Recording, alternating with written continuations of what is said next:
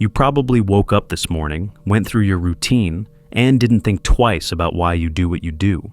Work, relationships, goals, they all seem to have their own momentum, their own obvious purpose. But if someone asked you right now, why does any of this matter? You'd likely give an answer you inherited from someone else. Maybe you'd talk about success, happiness, making a difference. But Friedrich Nietzsche would stop you right there and ask a more unsettling question. Whose idea of success?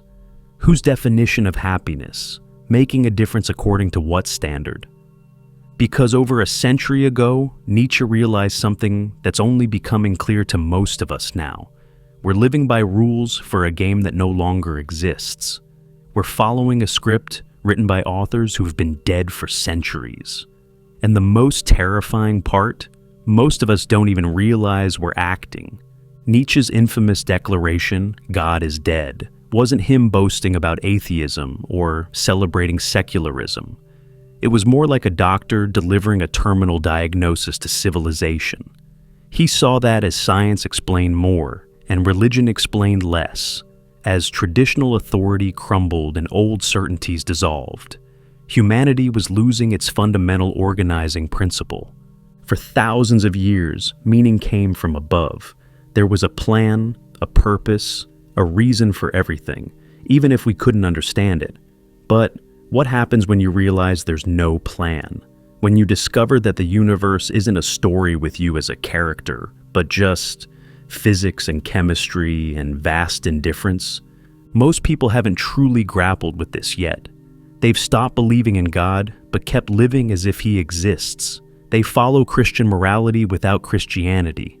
They pursue success and happiness as if these concepts have inherent meaning, rather than being inventions of particular cultures at particular times. It's like continuing to follow traffic laws in a world without cars. The behavior persists even after its context has vanished. Man is something that shall be overcome. What have you done to overcome him? When Nietzsche wrote about the Übermensch, often translated as Superman or Overman, he wasn't imagining some genetic superior being. He was envisioning what humans could become once they accepted full responsibility for creating their own meaning, not finding it, not discovering it, not uncovering it, creating it, from nothing, based on nothing but their own will and courage. Think about how you actually make decisions. You probably reference some internal compass. This feels right, that feels wrong. But where did that compass come from? If you trace it back far enough, you'll find it's calibrated to values you never chose.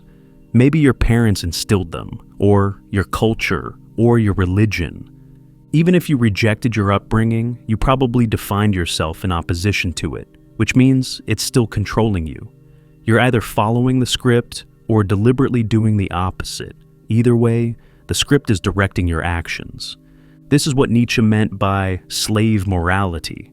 It's not about literal slavery, but about living according to values imposed from outside rather than created from within. Even rebellion is a form of slavery if you're rebelling against something rather than creating something new. The punk rocker who does everything to shock conventional society is just as controlled by that society as the conformist. They're just reading from the negative image of the same script. You have your way. I have my way. As for the right way, the correct way, and the only way, it does not exist. This terrifies people. We want there to be a right answer, a correct path, a universal truth about how to live. But Nietzsche saw that this desire for external validation is precisely what keeps us from becoming fully human. As long as you're looking outside yourself for meaning, you're avoiding the fundamental task of existence, creating your own meaning. But let's be honest about what this entails. It's not some liberating journey of self-discovery where you find your passion and live happily ever after. It's more like standing at the edge of an abyss and realizing you have to build your own bridge across, and there's no guarantee it will hold. Most people would rather pretend the abyss doesn't exist, or wait for someone else to build the bridge, or just stay on this side forever. Nietzsche identified 3 stages of spiritual development: the camel, the lion, and the child. The camel represents most of us, beasts of burden, carrying loads of thou shalts through life. We bear the weight of duty, tradition, expectation, and call it virtue. We measure our worth by how much we can carry, how well we can obey, how perfectly we can fulfill roles we never chose. The good employee, the dutiful child, the responsible citizen. All camels, all carrying weights that someone else loaded onto their backs. The lion is the spirit of rebellion. It roars no. To external commands, tears down old values, creates freedom through destruction. This is where many people get stuck, in perpetual rebellion, defining themselves only by what they reject. The atheist who can't stop talking about God. The rebel who needs something to rebel against. The critic who can only tear down, never build up. The lion is necessary. You can't create new values without destroying old ones, but it's not sufficient. The child represents genuine creation, not childishness, but the capacity to create values playfully, experimentally, without needing cosmic permission. The child doesn't rebel against the old values because it's forgotten them entirely. It's too busy creating new ones. This is what Nietzsche envisioned, humans who create meaning as naturally as children create games, with the same joy, the same absorption, the same lack of self-consciousness. One must still have chaos in oneself to be able to give birth to a dancing star.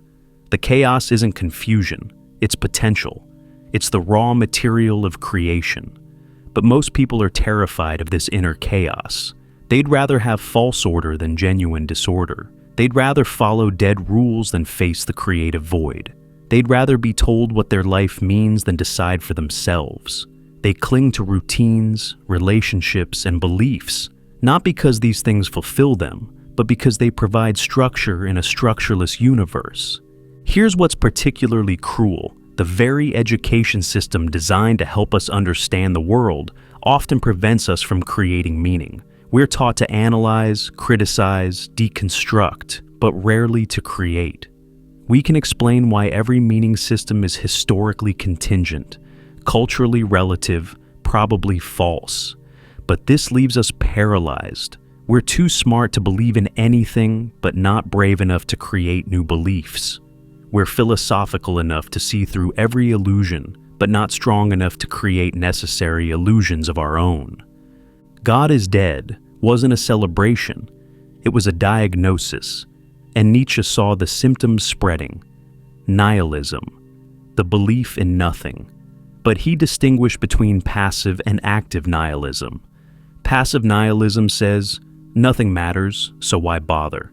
It leads to what Nietzsche called the last man, someone who seeks only comfort, entertainment, mild pleasures. No risks, no growth, no creation, just existence. The last man asks, what is love? What is creation? What is longing? What is a star? And then blinks, having given up on all of it as too difficult, too dangerous, too demanding. Look at modern life through this lens. People working jobs they don't care about to buy things that don't fulfill them. Relationships maintained out of habit rather than passion. Dreams deferred indefinitely in favor of security.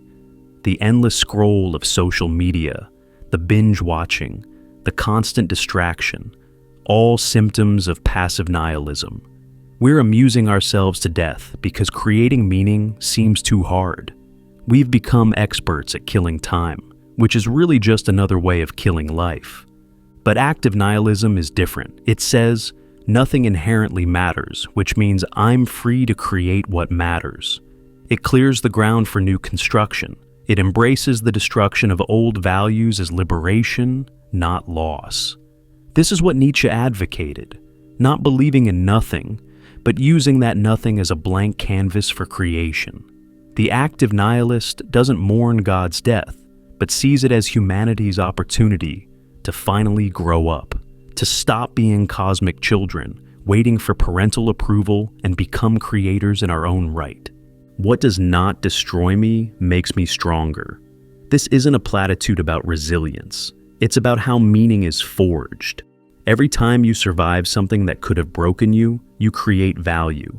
Not because suffering is inherently meaningful, but because you transformed meaningless suffering into meaningful strength. You become an alchemist of experience, turning the lead of random events into the gold of personal significance. But here's what Nietzsche understood that self-help gurus don't. This alchemy isn't positive thinking. It's not about finding silver linings or believing everything happens for a reason. It's about creating reason where none existed. It's about imposing your will on chaos, not discovering hidden order. The meaning doesn't pre-exist your creation of it. You're not uncovering some cosmic plan. You're writing the plan as you go. Become who you are. But who are you really? Strip away your roles, your habits, your inherited beliefs. What's left? Nietzsche's answer: will to power.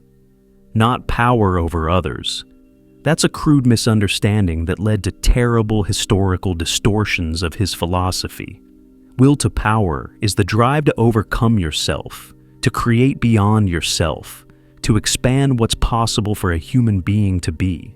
It's the force that makes the artist paint, the athlete train, the thinker question, not for external rewards, but from an inner necessity to grow, to express, to become more. This is why Nietzsche valued struggle, conflict, hardship, not because he was sadistic, but because these are the conditions that force creation. Comfort breeds stagnation. Safety enables sleepwalking. Only when pushed to extremes do we discover what values we're willing to create and defend. Only in crisis do we move from camel to lion to child. A life without challenges is a life without growth, and a life without growth is barely a life at all. There are no facts, only interpretations. This isn't relativism, it's responsibility. The facts of your life are what happened. The interpretation, what it means, is always your choice. Lost your job? Fact. Failure or opportunity? Interpretation. Someone betrayed you? Fact. Unforgivable wound or lesson in human nature? Interpretation. And these interpretations aren't just mental exercises. They create the reality you inhabit. They determine whether you're living in a tragedy or an adventure, a prison or a playground. The eternal recurrence, Nietzsche's thought experiment, where you must live your exact life infinite times, forces this responsibility into sharp focus. If you had to live every moment on repeat forever, what would you change? More importantly, what would you affirm? The test isn't whether your life is objectively good, but whether you can will it, choose it, create meaning from it. Can you say yes to your life so completely that you'd willingly live it again, exactly as it was, forever? Most fail this test. They live lives they'd never consciously choose because they never chose them in the first place. They drifted into careers, relationships, beliefs. They followed paths of least resistance and called it fate. Now they're trapped in loops they'd never create, but lack the courage to break free. They console themselves with someday and if only, never realizing that these are the chains that bind them to lives they don't actually want. Amor fati, love of fate, not passive acceptance but active affirmation. It means saying yes to everything that made you who you are, because without it, you couldn't create who you're becoming. The pain, the loss, the failure, all raw material for meaning creation. Not because they're good in themselves, but because you can transform them into something valuable. The artist doesn't complain about the darkness of the paint or the blankness of the canvas. These are the necessary conditions for creation. This is perhaps Nietzsche's most radical insight. Meaning isn't discovered, it's created. And creation is always an act of will, always arbitrary in some sense, always without cosmic guarantee. The artist doesn't paint because the universe demands it. The lover doesn't love because it's written in the stars. They create because creation is what makes them human. They impose beautiful patterns on chaos, not because the patterns are true, but because the act of patterning is life itself. But And this is crucial. Creating your own meaning doesn't mean anything goes. It means taking full responsibility for what you create. You can't blame God, society, or nature for your values. You chose them, you created them, you must own them. This is terrifying freedom. It's so much easier to follow rules someone else made, to pursue goals someone else set, to live by values someone else created. At least then, when life feels empty, you have someone to blame. Man is a rope stretched between the animal and the Superman, a rope over an abyss. The animal lives without questioning, following instinct and immediate pleasure. The Superman creates values consciously, lives by self-created meaning. Most of us are stuck on the rope, afraid to move in either direction. We can't go back to unconscious existence, but we're terrified of the responsibility that comes with moving forward. So we dangle, suspended between what we were and what we could become, paralyzed by the very freedom that could liberate us. Here's what Nietzsche saw coming: a world of last men, people who have given up on greatness because it requires suffering, and suffering seems pointless without cosmic meaning. They seek comfort, security, happiness, small pleasures to fill the void where meaning used to be. They've traded the possibility of creating their own values for the comfort of having no values at all. They live for the weekend, for retirement, for the next distraction, never asking why they're living at all. The last man is the ultimate consumer, gobbling up experiences and products in a futile attempt to fill the meaning-shaped hole in existence. But consumption can never replace creation. No amount of stuff, no perfect lifestyle, no optimized routine can substitute for the fundamental human task of creating meaning. The last man thinks he's found happiness, but he's really found numbness, a comfortable numbness that feels like death in life. But you who sense there must be more, you have a choice. Continue living by inherited values, following ghost rules, serving dead gods, or accept the terrible freedom of self-creation. Stop asking, what is life's meaning? And start asking, what meaning will I create? Stop waiting for purpose to find you and start forging purpose from raw existence. Stop hoping for cosmic validation and start validating yourself through acts of creation. This isn't easy.